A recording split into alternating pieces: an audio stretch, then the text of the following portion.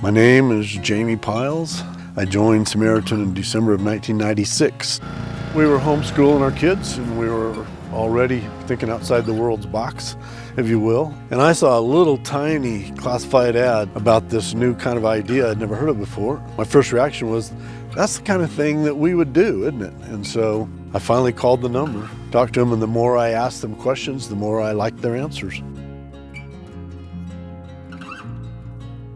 Today we are going to be talking about the Kyle Rittenhouse Always Ready bundle available at armoredrepublic.com. It's a very practical kit, including everything that you need all the way from hydration to first aid to general purpose to magazine holders and to a very comfortable plate carrier. So included is the Testudo Gen 3 plate carrier, and we also have 2 C3 plates that I've included in the bundle. So these plates are multi-curve, multi-hit ceramic, so they can take multiple rounds. I really like these plates because it's going to offer level 4 protection. Thank you guys for watching. Again, you can go to armoredrepublic.com, linked below, and you can purchase your Kyle Rittenhouse Always Ready bundle today. Constitution, Constitution, the law that's supreme all across the union. Not anymore! It's dead. It's dead. This song heard at 6 feet under. Dang. Hey y'all, welcome to CrossPolitic on the Fight Laugh Beast Network. Got Pastor Toby, Chuck Knox, I'm the water boy, and we got Wade. What's going on? From the Wade Show. He's the one who killed the Constitution. The Wade guy from the Wade Show. It was a lie. I'm sorry, And guys. then Wade killed it. Oops. If you guys, so we have round 2 of tryouts. So when we started CrossPolitic back in 2016, we had, you'll appreciate this, Wade. 'Cause, Okay. you know, you're a producer also, and we actually had people come and try out. Oh, okay. Yeah. So last week I played the tryouts for Pastor Toby. Yeah. You know, a bunch of people tried out. We didn't see his tryout. It's an important though. process. You got to weed through a lot of folks. Yeah. Right. There were a lot of folks that were not me. And so in 2016, like we hard were to beat. ahead of the DEI game. Already, 2016. We have a DEI hire. Oh, good. Okay, so we had a role specifically that people his face. So we had already framed out that role back in 2016. So we kind of had the DEI game. Yeah. So Yeah. Was I a 6? This is so go ahead. These are tryouts. 2016. Knox, I was not a part of this. Here Matt we go. Chandler was. January 25th, 2016. Okay. Pull focus. DEI hire. Take 1. State your name. I'm Frederick, White Chocolate Douglas, but you can call me White Chocolate. Sorry, I'm just a little nervous. I own White Chocolate Barbecue, and I also do missions to inner city children, so I think I bring a lot to the show with my barbecue angle and my missions to inner city, you know, inner city children, you know. Like to longboard, you know, really feel alive when the wind's going through your hair. My mission to inner city kids, you know, I work with a lot of kids who don't have dads to teach them barbecue. So I work with them and I teach them. They actually help me prep for dinner that night, and then I give them some barbecue so they go home with, you know, kind of fed tummies, you know what I'm saying? Oh, my goodness. What do I bring to the show? Well, diversity.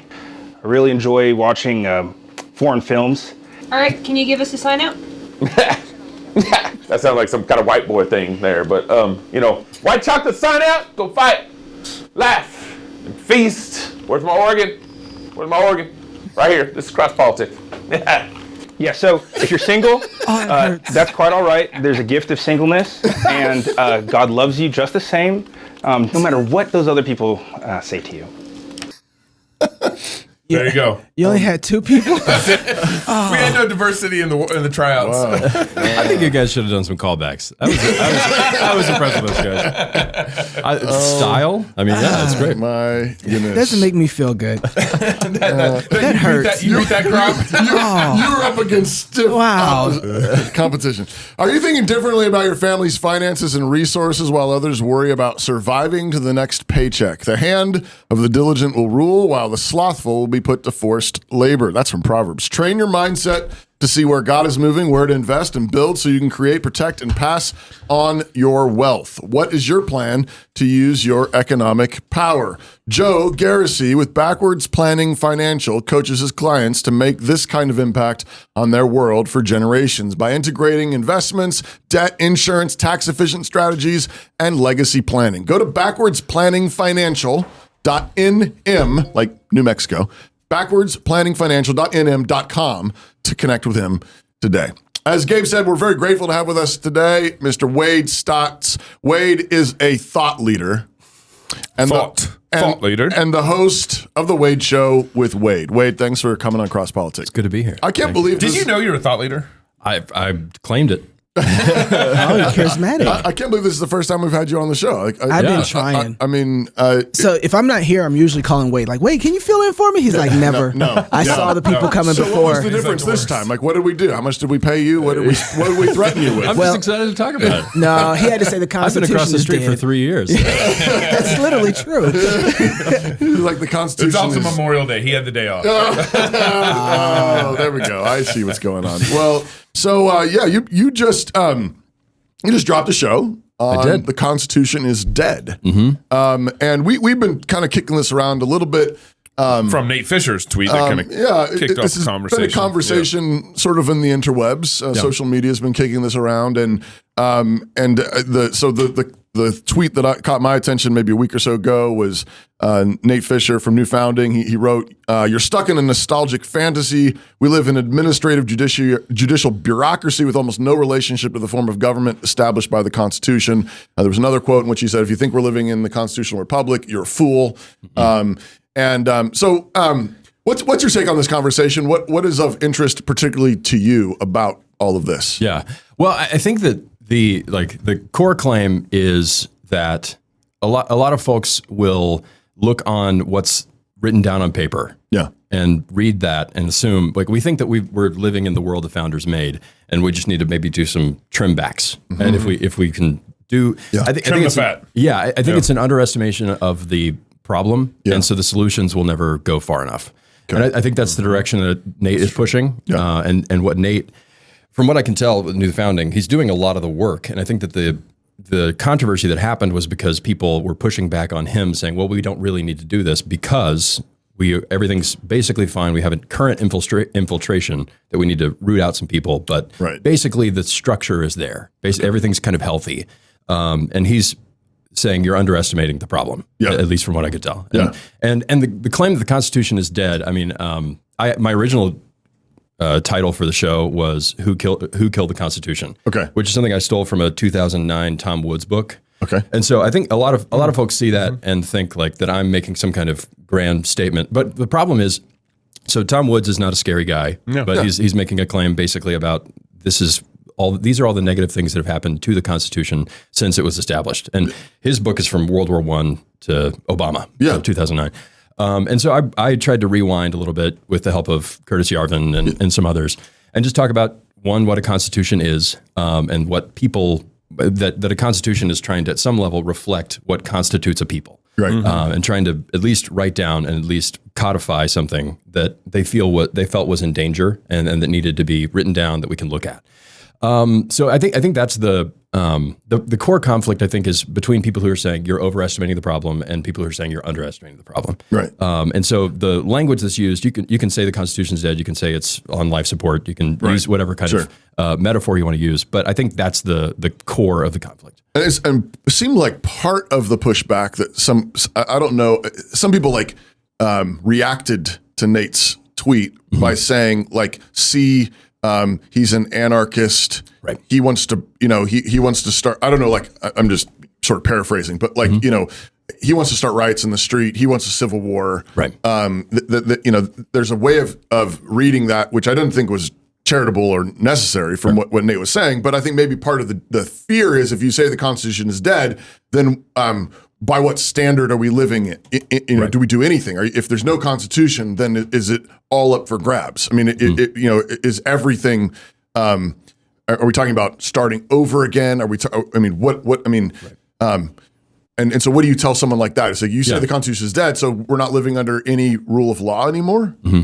Well, I think that a lot of the controversy was behind behind it was that people were assuming that because he thinks it's dead, or I guess I use the language that it's dead, that therefore you hate the Constitution, or that you think that the founders made some huge mistake that inevitably led to exactly what we're seeing now. Right. But the question of what do you say to people who say, what law are we living under now? Well, I think that you can answer that in a couple of different questions. One of them is the phenomenological answer. So look around, figure out what rules we're living by. And I think Nate's trying to answer that question. It's administrative, judicial, bureaucracy. Right. And so it's important to learn what that looks like. So if you think that the executive branch is what it was and has been since George Washington took over, then that is a nostalgic fantasy. Right. And if you, because there's a certain amount of, people will acknowledge, hey, FDR, yes, there was an administrative state that has grown up around that. But FDR established it, and then every future president couldn't take it down. Right, when they built on it. Exactly, and fed it. And fed it. So the administrative side, that is foreign to the Constitution and has been for a long time. And so we can answer the question of what laws do we live under by looking around, figuring out the history of it.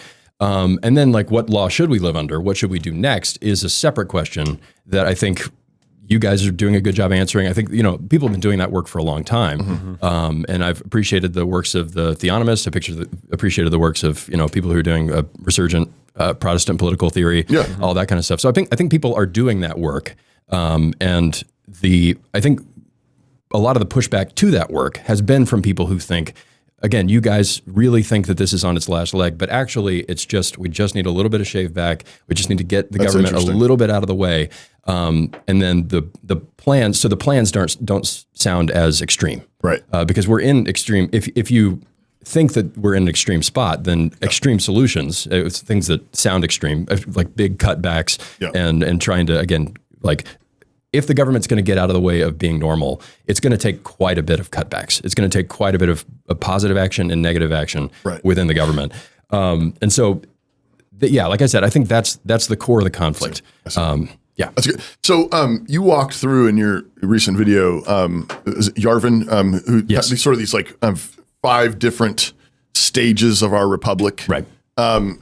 Can we walk through those again and just sort of briefly just summarize what do we mean by that? Mm-hmm. Yeah. So he the way he characterizes it, that each one of these abolished something. Okay. So that define the he for me. Curtis Yarvin, he wrote under the pseudonym Mencius Moldbug for a long time. Okay. He's a really interesting thinker, and a huge part of his huge part of his value is his reading list. So his bibliographies are really fun to chase. Yeah.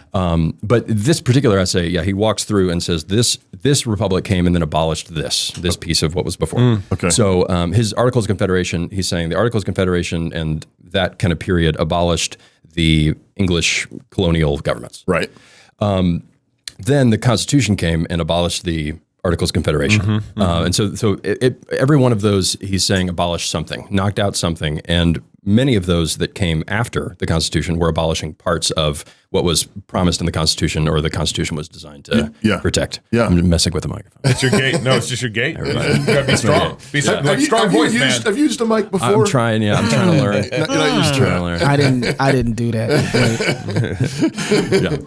But so each one of those builds on the work of before. And so what you were saying about the administrative state, that's the FDR Republic, which again abolished this, what Yarvin says, abolished limited government, which I agree and think also went further with the Civil Rights Republic. So that would be and also the other one was following the Civil War, right? Exactly. Is that right? So you have Abe Lincoln, the federalization. So that one would be another step that abolished, I don't know, the sovereignty of states, separation of powers, some of that kind of stuff. And then you've got the FDR state, and then civil rights. Right. And you can say that all of these things abolished them legally. So many of those things might still be going. Even if the head's been cut off, it might still be moving. Sure. So there are still signs of life in separation of powers, but it tends to be people who are loyal to the original Constitution. Right. So when you see Greg Abbott saying, all right, we're not going to cut the wire, we're not going to let you through to cut the wire, and then nothing happens. Right. That's sort of, again, a vestige of the old order that's still around, but it's illegal. It's like your arm's been cut off and you still feel the arm. Yes, exactly. And so I think, no. I mean, it's not quite like that because it actually worked. It did work. Yeah. Are you talking about Greg Abbott did work? Well, it worked in the sense that they backed off. Yeah. Because people are still coming over the border down in Texas. Right. So it's not. Exactly. Yeah. No, it didn't solve every that's problem. his ability not to act in one sense too. Well, that's what I'm saying. His arm's cut off. But it feels like it's still there. Go ahead. Did We you won't follow push my the metaphor? analogy. That metaphor was We won't like push it. so prescient. Go ahead. I want you to finish. Well, It's amazing. Killed it. but Caldwell describes in his book, I'm blanking on the name, Age of Entitlement. Age of Entitlement, which is Good is book. a Everybody needs to read fabulous that book. book. Wonderful. Read it twice. Yes, 3 times. We've had Caldwell on the show, and it was. We need to have him back. Yeah, we should have him back. great. But he describes it as sort of parallel constitutions. Yeah. So he says you have the civil rights thing that is growing this other beast that a whole bunch of people probably didn't even understand that they were starting. Felt bad about civil rights issues, wanted to help and fix that, and in the process created this beast that then is sort of parallel to an old constitution. Right. And so I don't know if Yarvin would go with this, but in some sense you also have that all the way back. So you still have even with the Articles of Confederation that recognize a certain kind of sovereignty of the states.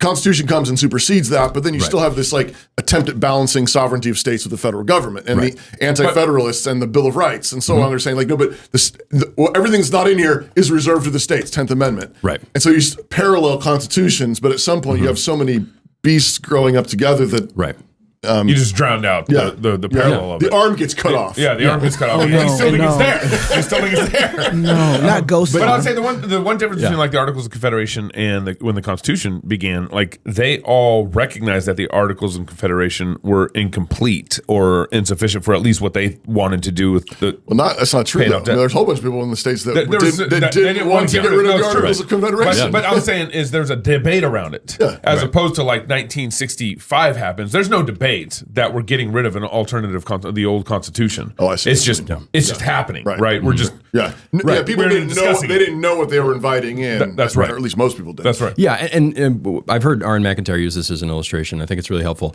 There are still people, sovereign citizens. You may have heard of the folks who are the sovereign I know these citizens guys. movement. And what they do is they say that the Articles of Confederation was never legally abolished. Right. And so we still live under them. Yeah. And so they will appeal to the Articles of Confederation.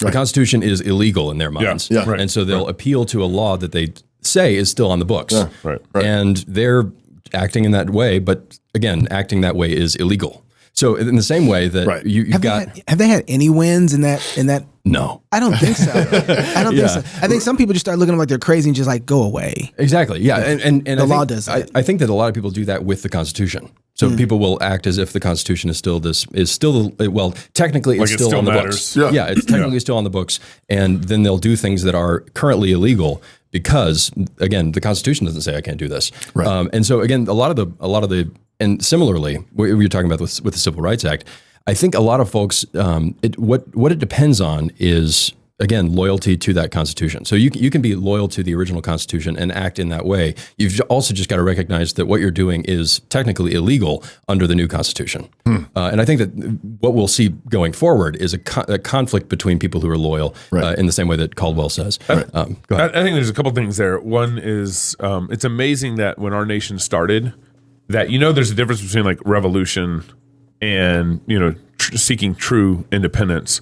Is when most nations go through turmoil, like what our nation went through, things would get worse. That's revolution. Right, the French Revolution. So things got worse. And despite all the Articles of Confederation, Constitution, all that stuff, our nation still kind of got better. It wasn't a revolution that happened. And that, I forgot my number 2. Yeah, well, that was a great point. That was a great point. Well, I think that... But we did go through revolution, we're actually trying to make things better. We make things better and also preserve an order that existed. Right. So they recognized that there was something there that needed to be preserved. And so every one of those documents that came afterward, at least the first couple, were trying to preserve state constitutions that already existed and were being ratified. I was thinking about that when you mentioned Yarvin's point about the colonial charters being abolished. It's in a sense, well, they weren't utterly abolished. I guess that they were insofar as they were dependent upon the King of England to make them legit, but basically they were transfigured or whatever into just sovereign state constitutions, which then are trying to be preserved. And there was a way of life that was happening in each one of these places locally that all of those things wanted to preserve. They were abolishing something, but they weren't abolishing the way of life that was there. Right. And many of the things, many of the revolutions that have happened since then, and many of the subsequent republics have been trying to abolish something that existed before, abolish the order that's there. And mainly because in theory, those orders aren't great. Or like, again, we're trying to rule top down rather than, again, trying to preserve some kind of disparate union. There's a union going on, but we've got lots of diversity within that. Would you say this is the difference between, I mean, is this a fundamental difference between conservatism and progressivism? Would I say what is a fundamental difference? That instinct to say there's something good here that's worth preserving. Right. Maybe there's a change of circumstance or historical moment that requires something new to address these circumstances, but we want to do it in a way that preserves as much of the past as we can. I mean, is that certainly is that a conservative? Whereas I think of progressivism or revolutionism or whatever you want to call it. What was going on in France, like burn it down. Yeah. Like everything that came before was a slave master. Everything that came before was tyranny and oppression. Burn it all down to the ground. Right. And the human spirit will rise up out of the ashes and create something beautiful. Yeah. We just have to chop off some more heads. Right. Well, and if you look at the original founders, they were arguing on the basis of English common law. Right. And you look at a lot of the, I'm a big Russell Kirk fan. I really like Russell Kirk. And so what he talks about, I did a video about this, but he talks about the American order is the end result of 3,000 years of human striving. Right. Not just people writing down great laws, but also working hard and making sure that their society grows up to be something. I like to call it the Calvinistic work ethic. Hey, there we go. There we go. And so you got 3,000 years of human striving, and then there are some people who want to throw that away. Right. And they've been doing a pretty good job of it. Right. And so a lot of it is thrown away. And so and when people ask me the question like, what is next? I'm just some guy, so I don't really have You're from the Wade Show. The Wade Show is Wade. Subscribe, do the whole thing. But it has to draw on that 3,000 years. Right. We have to recognize that we're at the tail end of it. And you can say that the American order as it existed broadly is dead, and then say, well, but we can try to pick up where they left off and also do something that's appropriate for today. Right. We have to look back to the past. We can't be revolutionaries in the sense that we can't dance on the Constitution's grave. We have to recognize there was something good there that they were trying to preserve. Well, let's try to, even if we're not preserving it, because I would argue that it's pretty close to dead if it's not dead. Yeah. We need to restore it. And so that restoration work and conserving work are different kinds of, it's aiming at the same thing, but I think it's just different language to talk about if you're restoring something and if you're conserving something, like preserving a building and restoring a building are very different projects. Sure. And so that's, you can't conserve it though, at this point though, can you? Conserve what? The Constitution. Sure. Because then you're acting like those people who are functionally almost like those sovereign citizens who are trying to, in one way, operate with something that's not even in play right now. Right. So the only thing that you have is really restoring it. Right. Because you can't conserve it at this point. Right. Well, and I think that a key piece in the video that I try to say is that this is going to be top down and bottom up at the same time. So the restoration of the work has to be done on the ground by ordinary people, and it also has to be done by people who are in power. And so that restoration work, again, we have to look backwards, but we also, in order to look forward. Patrick Henry talked about how I don't know any guide for the future except the past. I don't have anything else. So that's all I've got. I'm going to look at what I've inherited, be grateful for it, and move forward. There really is a conflict of gratitude between within the people who would acknowledge that the Constitution is dead. We have to recognize, we have to be grateful for the Constitution. We have to be grateful for the things that they were trying to preserve. And even if we can't preserve it, we do have to restore it and build it. If the Constitution is, I liked the point that you made, or that Yarvin made, that was, it is a record of a shared consensus or something like that. I don't know if that's the exact language you use, but it's not just ideas on paper. Right. It works and it lives because it's actually a shared consensus amongst people. And this is maybe just a slight pushback, but so to the extent that there is a pretty sizable, I don't know if we may not be a majority anymore, maybe a minority, but a sizable minority in this country that says, man, that was really good. Can we do that? Can we do that again? There is a consensus. We may not have we may not currently be in positions of authority and power in order to restore it, but it would seem like if God would bless and grant us favor and authority and influence, if that is a shared consensus, we could there could be something legitimately restored that's very, very similar to, if not very much like, the Constitution. Absolutely. And I want people to be launching 4th of July fireworks in 200 years. Like, I love America. I want it to keep going. Yeah. And so I think that there's, people who are loyal to that Constitution also need to recognize that that Constitution was made for a certain kind of people. Yeah. And for those people to be a moral and religious people, as John Adams said. Right. And that we have to, if we want restoration, we have to build that as well. And that's going to take, again, a lot more work than just getting the right guy in office. And so I think that's the key. It's not necessarily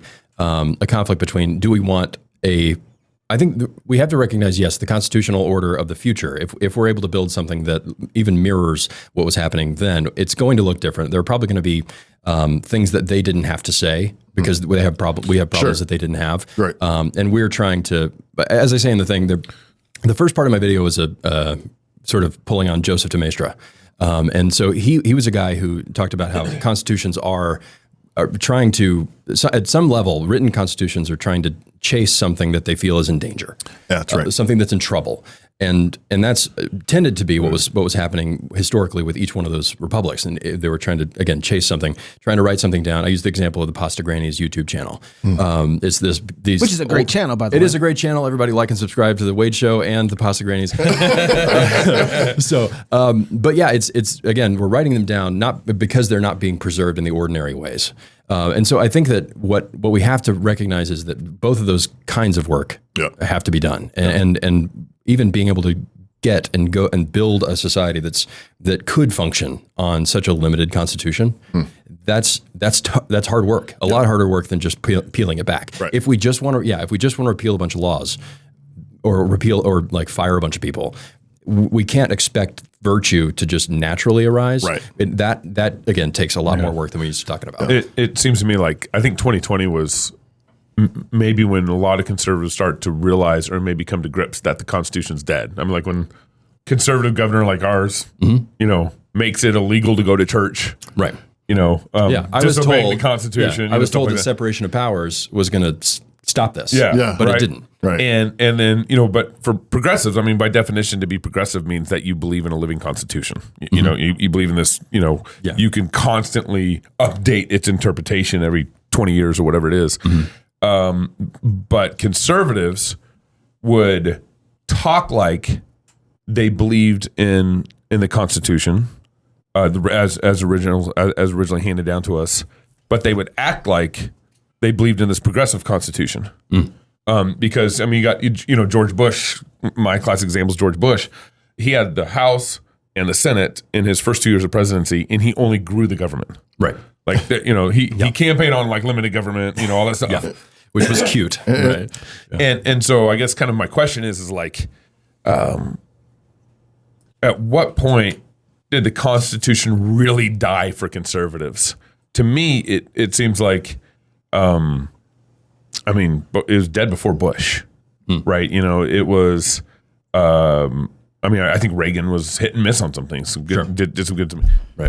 I mean, I can't think of probably the last conservative president who I really liked was Calvin Coolidge. Okay. I've never heard him called cool. Was the cool guy, right? President Cool. President Cool. But that was a long time ago. Yeah.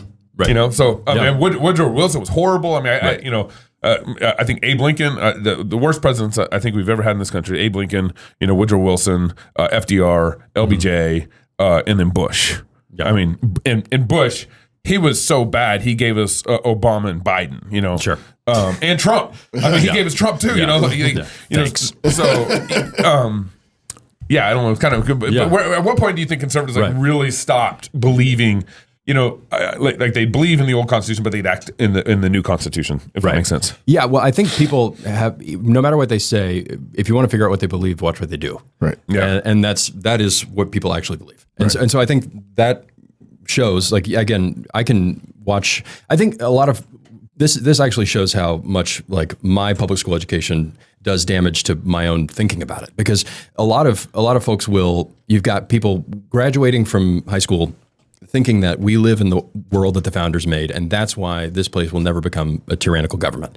And because we don't live in 1984, that the only dystopia we were allowed to read, you can make that argument. You can say, well, it doesn't look like 1984. Right. We're doing fine. The Constitution's still there. It's still behind the bulletproof glass. Yeah. And so cops are watching our psalm sings from the top of the roofs. Exactly. Exactly. And so you've got like people who would describe themselves as conservative, graduating from those high schools, thinking we live in that order. Thank God we're never going to have to do this, because the founders made sure that we wouldn't. We would never live under tyranny, and so they can't recognize when they see it. That's conservatives. Ooh. And then liberals, same thing. Yeah. So you've got folks again who would describe themselves as opposites. We're not being tyrannical, we're being progressive. But at heart they think that we've got the silver bullet to tyranny. Right. And some the progressives will say, well, we got to make sure that Trump doesn't bring back tyranny, because that would look like 1984. Right. Again, the only dystopia they were allowed to read. And then you've got conservatives who would say, no, he's actually doing a good job because he's not being tyrannical, all that.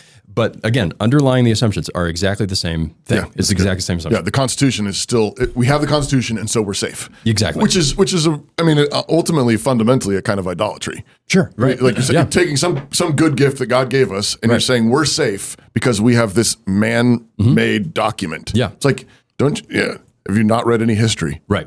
Well, and people have this idea again that, well, it may be bad right now, but the Constitution's going to, any minute, the Constitution will jump out of the bulletproof glass and start beating up all the tyrants. Yeah. But it's just not going to happen. We have to have people. Yeah. A Constitution, like again, I tried to make the tie between in this video between the Constitution and the people. Yeah. And that's core. Right. A lot of almost like covenant. It is almost like that. It's very close. That's actually what I thought when you were describing the shared consensus in the document. I was like, that's a covenant. It happens. Right. So I'm having a hard time in this conversation because I'm trying to understand it and understand where people are coming from, but it's challenging for me. And I guess Gabe kind of brought up some areas where I think I'm trying to figure the areas push on to kind of get some better understanding. And one of them, when Gabe was just talking about COVID, he was like, Constitution failed us in COVID. Mm-hmm. And I step back for a second and I look and I'm like, wait, hold on. We had coward men in positions of leadership that they should have that didn't act on the Constitution in COVID, but it was there. Right. And it was something that they could have appealed to and actually used because they're the ones governing their state. Right. So it wasn't so much that it failed us. Nobody used it.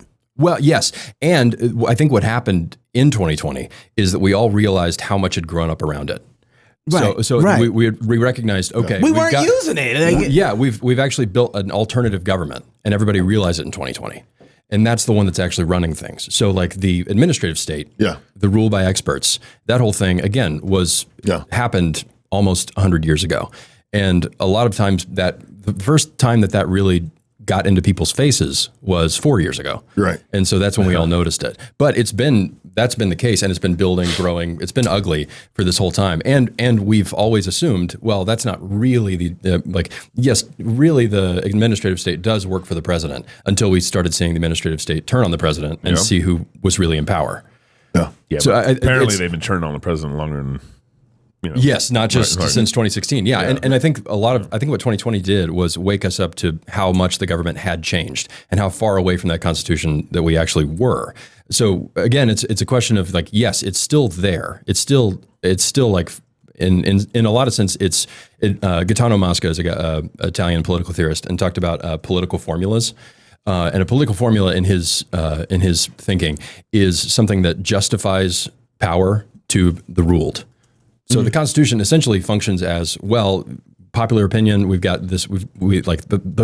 We have followed all the rules of the Constitution. That's why we can have power. And then we recognized again in 2020, in a lot of ways, that was a lie. You're not doing that, right? Exactly. Yeah. And so we saw how much it was functioning as a political formula. And democracy functions the same way. It functions as this way of saying, well, we're just your leaders. We're just your representatives. You elected us. Right. And then we also realize how fake a lot of that stuff is. Right.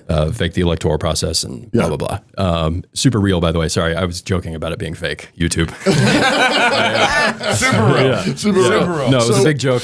The jokester. I think you can follow up with that, Knox, but let me read this ad, and you can formulate that question just to be perfect. We're a little better. Be perfect. A little better. So good. If you're a fan of CrossPolitic or the Fight Laugh Feast Network, then surely you know we have a merch store, right? Rowdy Christian Merch is your one-stop shop for everything CrossPolitic merchandise. We've got t-shirts, hoodies, hats, mugs, like the one maybe even that Wade has. We've got specialty items like what are you doing? The logo backpacks. Oh my gosh, so I bad. thought I had it on Coffee. So both. bad. Just look like a lame camper mug. It's great on both sides, I think. You get this awesome blank.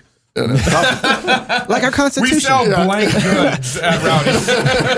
It's like You think I'd be better at selling mugs? All right, go ahead. rowdychristian.com is where you can buy your next gift, a little something for yourself. Father's Day is right around the corner, y'all. So, I mean, there's nothing says I love you, Dad, like a gift from CrossPolitic. We got Make America Christian shirts. Yeah. Maca. Rowdy Again. Christian. And we got a Moscow Mood shirt coming out. Oh, nice. Should be out hopefully this week. And then we got our conference t-shirt coming out, which is they're Prodigal the designs America. are pretty sweet. And this shirt, right? Yeah. Oh, you got Rowdy. Featured on the Rowdy. show. Yeah, there we go.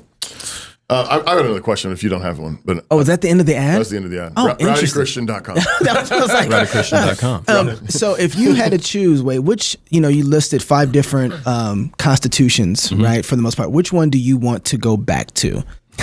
That's a great question. Well, I think that whatever we do is going to have to pull on. There was something in the American order that was Articles worth of preserving. Articles of Confederation, that's the first one. Articles of Confederation, Constitution, both of those things were designed to try to preserve something that existed and that was worth holding on to. The tough part is that whatever laws we write, we have to have the thing that it was trying to preserve. So if we go back to the 1789 Constitution, that was designed to preserve something that no longer exists.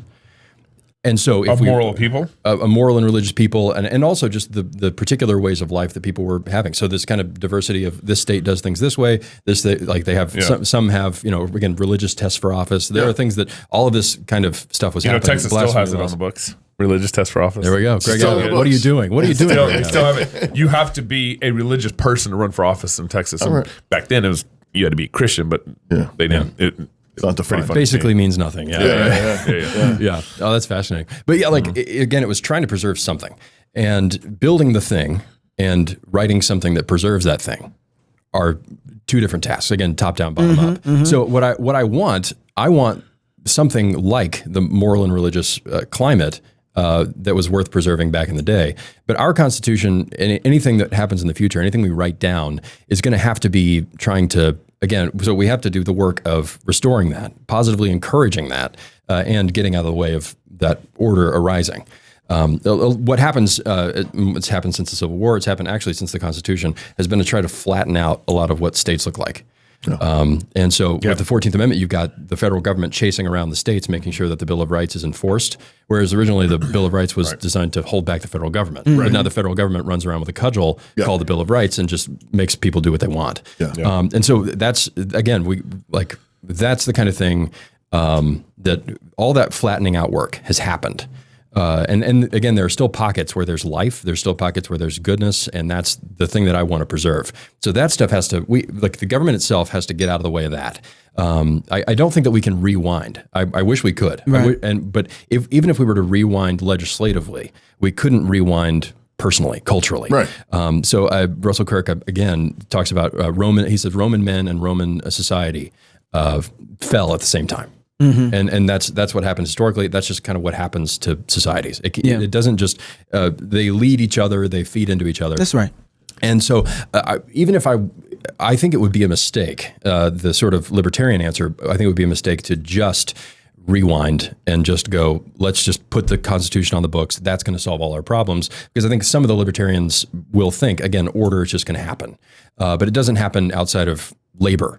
So I'm for the idea of repealing, pulling back. But if we do that, then we're putting a constitution that, again, I agree with John Adams here, and you may not, and that's fine. But we're trying to rewind to a constitution that wasn't designed for us, which is sad. And this is really interesting because I feel like, man, this is really interesting because the conversation that I hear now, that we're having now, is one that I've been hearing inside of kind of the left woke movement for a very long time. Okay.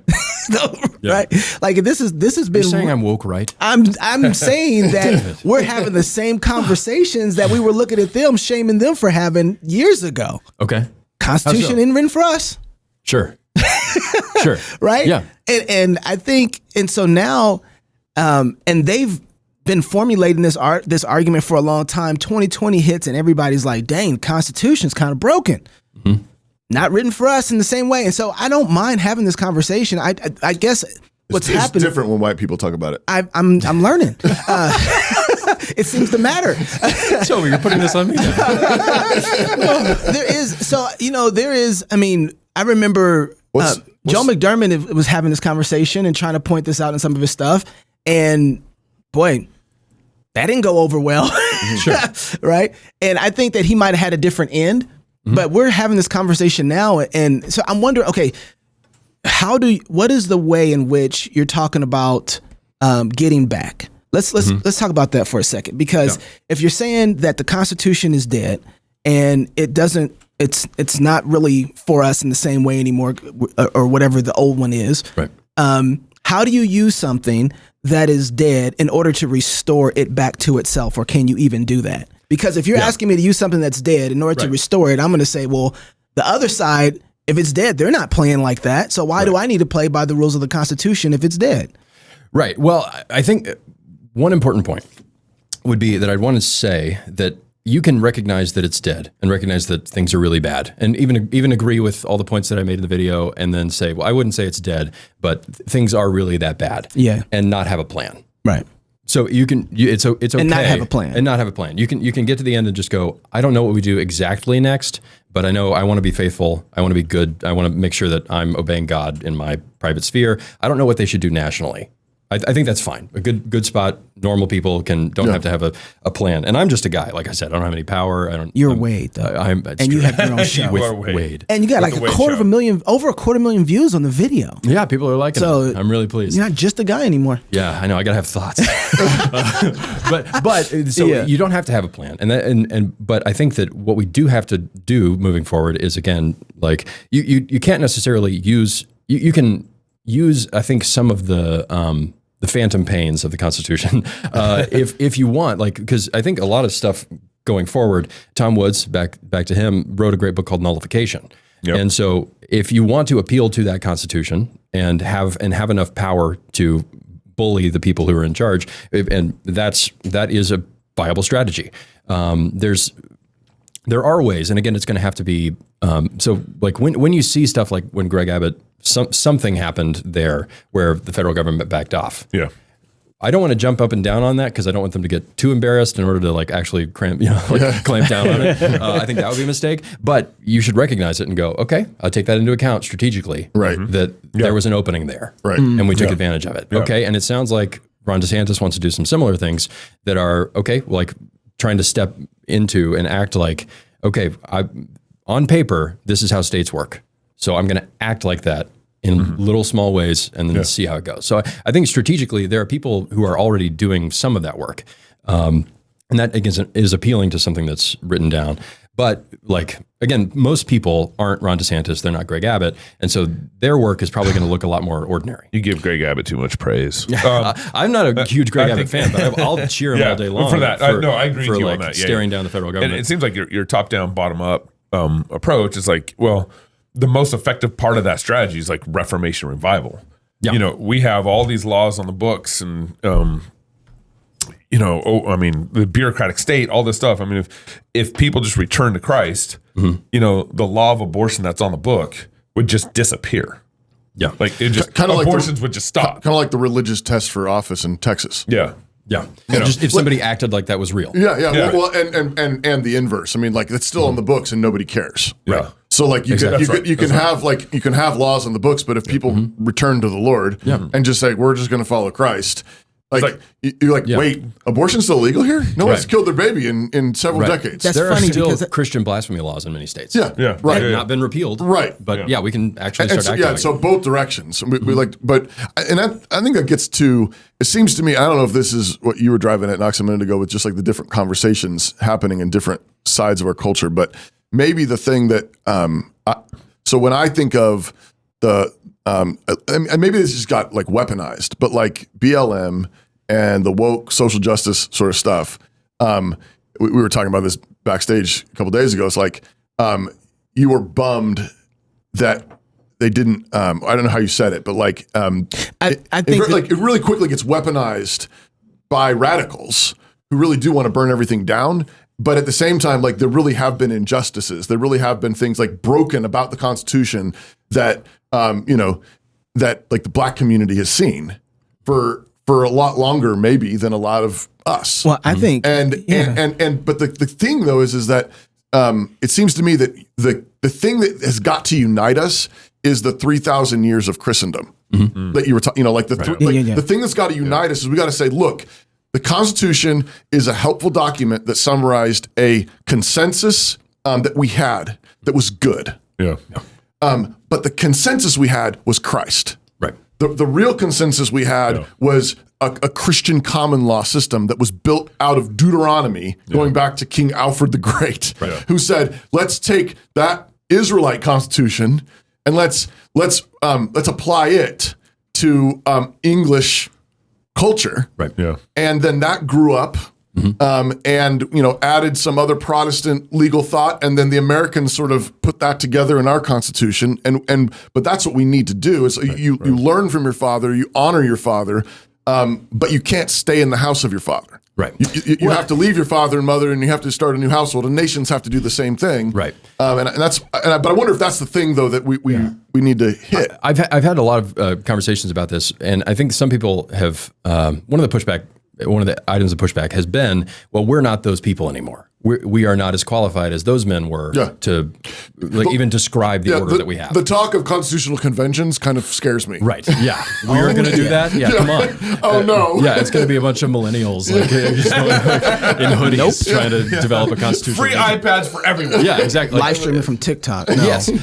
But I think that what we can do is do our best. Yeah. And then hope that in 200 years somebody looks back on us and says, well, they tried and they moved the ball forward. Yeah. Thank God for those people for moving the ball forward. In the same way that we can be, again, grateful for our ancestors who moved the ball forward in small ways or in our, when we study church history, we can be grateful. Okay, they did what they could. They may have, it wasn't complete at that time, but stuff's got to mature. And recognizing, again, the achievements of things, even though they're not mature. We can act in faith, knowing that God will use that. Go ahead. So there is a segment of people that are very afraid of the future right now, that are very fearful. They are concerned about their grandkids. And I think the idea of really coming to terms with the death of the Constitution will radicalize them in a very unique way. And the reason that I know that is because we have BLM. Right. And I think that, unfortunately, our trajectory, because of the indoctrination of government schools, is going to send us down that road if we're not careful. And I think it's easy to slip that way because you have a bunch of people now who feel entitled to well, shoot, I should get mine. Right. And so I'm a little concerned because I don't think that they're going to be rational and say, for instance, when you go back and you look at a group of people that the Constitution wasn't necessarily working for, Black people in America, right? You start seeing them, they believe that the Constitution still applied to them and they just functioned that way. They worked, they created economies, they created businesses. They did all this without any of the rights that should have been in play for them. They just, like you were talking about earlier, they did the hard things of creating of living in God's world the way God says human beings can live, that the Constitution is supposed to acknowledge, even though it wasn't necessarily working for them like it should have, even with not even being able to vote. Right. And so, but that was before we had such an inculcation of Marxist ideology inside of our systems where it's all a power play and a power grab. And so now I'm concerned that kind of mentality, that kind of attitude currently with this group of people, isn't there. Right.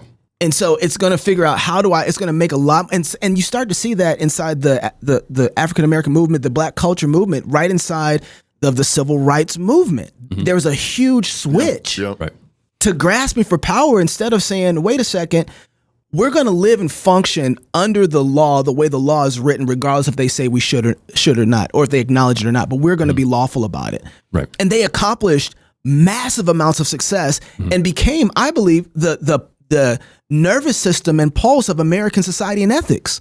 And so everything that we judge now is almost based off of how we treated black people in America because of they did the thing. And now that's all gone. Yeah. Right? That mentality, they embodied kind of like that world. I don't think that's there for this current group anymore. Sure. And so I'm trying to figure out so when we start talking about the death of the Constitution, I get a little nervous because I wonder what they're going to grab onto. And that's why I think that's what some of the pushback has been. Like you say this, you say what Nate Fisher said, that means we're going to start burning down police stations. Yeah. Right. Yeah. Well, it doesn't happen like that as fast, but you're right though. It's but that's what they're pointing out. Yeah, they are burning out burning down police stations, and they're not getting in trouble for it. Right. And so, if you're protesting abortions, you are.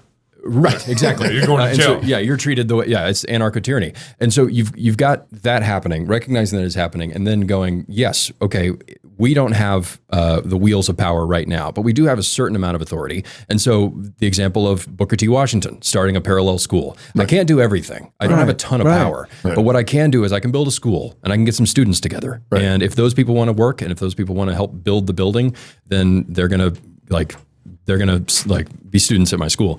So yeah, I think the parallelism thing is huge. I think that being able to build, and that back to Nate Fisher. I think Nate Fisher is doing a lot of the parallelism work, right. Even though he doesn't have all the wheels of power, and the new founding people don't have that. And there's a reason their organization is called New Founding, right. Because there actually is a lot of work that can be done without the wheels of government power. Because again, there's an order that can happen that we can build that we can then try to preserve legally. Right. That we don't have to ask permission for, right? Which is great. Right. And again, if we don't get permission, all right, keep working. We'll figure out ways to do it. We'll figure out ways to. Some things have to be underground. Some things can be out in the open. Right. And we're talking about the time you mentioned, like we can be faithful now. We can build something now, and maybe in 200 years, our descendants look back and can say, "Look, this was helpful putting these things in place." I think people can forget that the Constitution of 1789 comes from almost 200 years of colonial life. Yes. I mean, you see, there's a great book called Justifying Revolution by Gary Stewart, where he's actually just focused on the preaching that propelled the colonists to declare independence and the war for independence, and is arguing against the case that that in the middle of all this, basically a bunch of Christians became secularists and deists and sort of bought into a kind of rationalist ideology, but it notes that what they're doing is building off of a deep American tradition that was built on the Protestant resistance theory that went back to Calvin and Knox and Junius Brutus and Brutus, that guy. Yep. Canonpress.com. The Samuel Rutherford, others, and so it was deeply Christian. Yeah. But it went back for 150 years. Like they had been preaching this, and in small ways actually enacting it. Like Cotton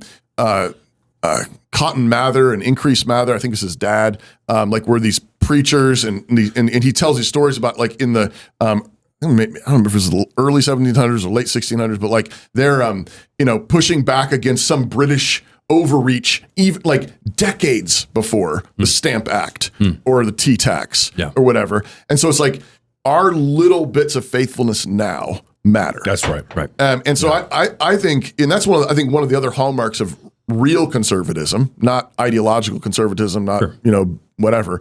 But the real conservatism loves real people. And real places.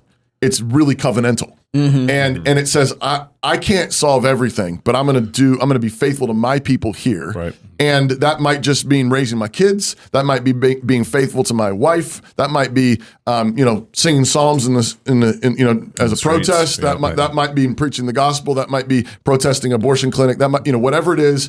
And that really, what you are doing really is saying, this is the consensus that I want. Right. This is the kind of culture that I want. This is the kind of society I want. And you ask God to bless it and multiply it. Well, and COVID was a really good example of this. We, this is why it's we emphasize building covenant community. Right. And when we pushed back, they stopped enforcing the law, even though they extended it. Yeah. After, I got arrested and all that stuff, they extended it every 30 days. No, they extended it to January. Yeah. And then after January, they kept extending it for like another 6 months. Yeah. They never enforced it. Right. Because we pushed back. And that was, it's a small example. I think though too, and Wade, I'll give you the last word on this, but you had been living covenantal way before COVID. Right. Right. Like that's the thing. It's like I love how Doug said, we've been normal for a long time. It's y'all have been tripping. He didn't say it like that. I'm paraphrasing. It does sound like Doug. Yeah. I like your way of saying it better. Doug loves to say tripping. But I think he's right. I think that there is this is why Ben Merkel said, find some place that you can find a good church, commit yourself to for 40 years and go build there. That's right. Right? Because acting normal there, being Christian there is going to have such a strength that whenever somebody does decide to stand up, you're going to be able to say, we're not going to do it. We've been living a normal for a long time. You guys have gone insane and we're not going to go with you. Right. Yeah. And I think a huge part of this has to do with individualism. So when folks don't have alternative communities and loyalties, then the federal government's the only one they have. That's right. And so their loyalties are there, and also the enmity that's there, you're going to lose that every time. If you're an individual versus the entire state, you're going to lose it every time. But if you're part of communities, competing social spheres that are strong, that you have personal loyalty to and can actually carry things pretty well, we don't need the government to do all of our charity work. We don't need the government to take care of our kids, all that kind of stuff. If there are competing social spheres, that's the way forward. We have to have those because a lot of the work that's been done in killing the Constitution is killing any competing social sphere to the state. That's right. I remember talking to multiple communities across the U.S. who said, COVID was nothing to our community. Yeah. Nothing. Because we had a good sheriff or whatever. Yeah. And it didn't, we just didn't comply or anything, and it didn't touch them. But that's because they had kind of now it wasn't really so built on Jesus as much as maybe like a conservative mentality. Right. But building community just changes so much about this tyranny that's trying to come from the federal government, and then whatever tyranny's trying to come from your state government. Yeah, absolutely. Because then my people are good with me. Yeah, we're good. Yeah, we've got each other's backs. We all agree that this is dumb. We're going to watch out for one another. We're going to provide. We're going to protect one another. That's that shared consensus on it. I mean, and he was faithful in little, will be faithful in much. I mean, if we want God to bless this and make it grow, we've got to actually do the work on the front end. We have to learn how to be community again, which is in all the spheres. Marriage, we need to learn how to do family, marriage over generations. We need to learn how to do church again, faithfully over generations. It's not a corporation. It's not a nightclub. It's not a comedy club. It's church. It's worship. And we've got to learn how to do even civil government again. I mean, a lot of Christians, we complain, but how many Christians are actually serving on a city council or a county commissioners or, or city planning or whatever. Local office. We got to learn how to do that. But it's actually takes work. You go back to the work thing.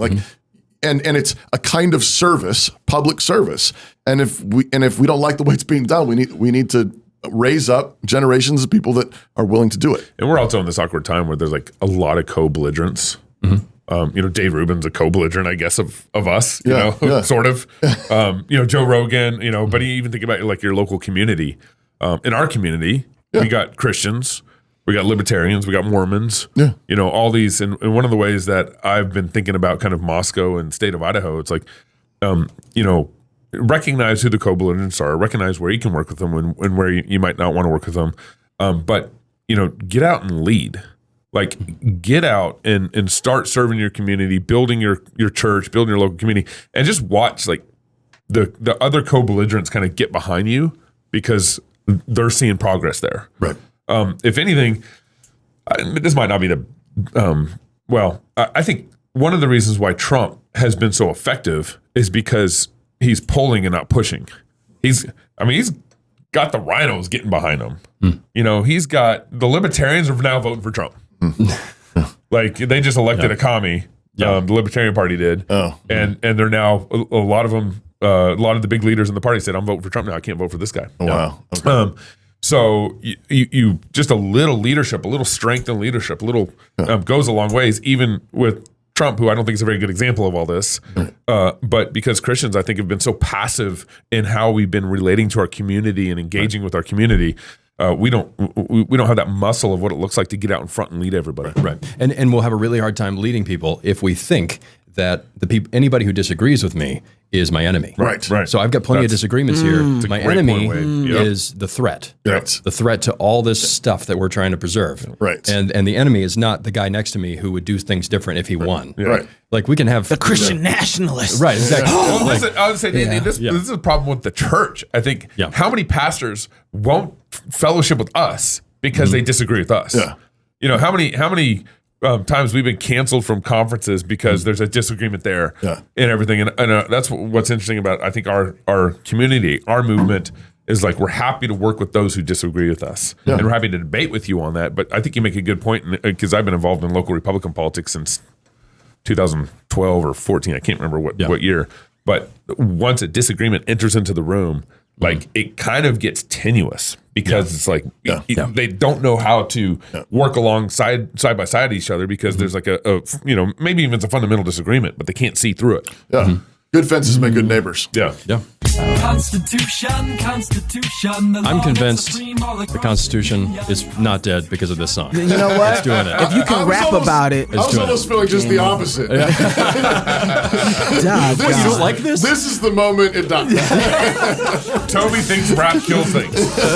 That's bad. Wade, thank you so much for coming on the show, I'm so glad to be here. Gotta have you back. Yeah. Next time when you do a follow-up on this one, come back. Let's talk about it. Yeah, All let's right. go. Let's go. If you're single, get married. If you're married, have you some kids. If you have kids, go baptize them. Until tomorrow, love God with all your heart, soul, mind, and strength. Love your neighbor as yourself. Go fight, laugh, and feast. This is CrossPolitic. In the preamble, there are 7 articles.